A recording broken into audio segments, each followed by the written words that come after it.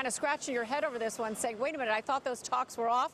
Yes, you're right, they were. And now they're sort of back on a little bit. These are the baby steps of diplomacy that it takes. Secretary of State Mike Pompeo has been overseas, meeting with senior officials from North Korea, South Korea over there. And now the first historic meeting on U.S. soil in nearly 2 decades as they sat down to dinner last night.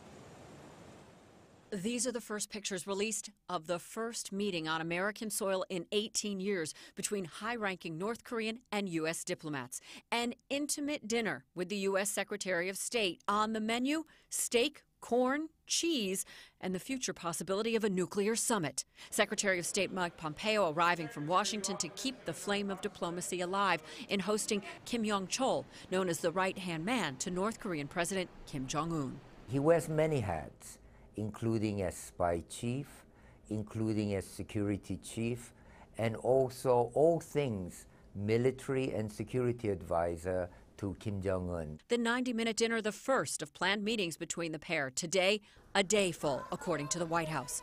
The purpose of these talks to determine if a summit between President Trump and President Kim could occur.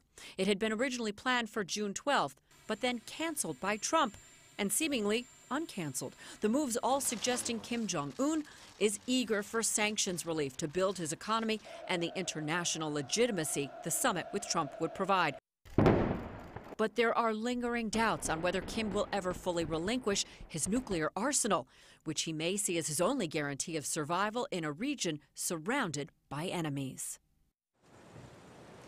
These delicate negotiations are not only happening in the United States, they're also happening in Singapore and in the DMZ zone between North and South Korea with North Korean and U.S. teams. As far as the White House, they said, we are continuing to shoot for that date of June 12th for the summit in Singapore.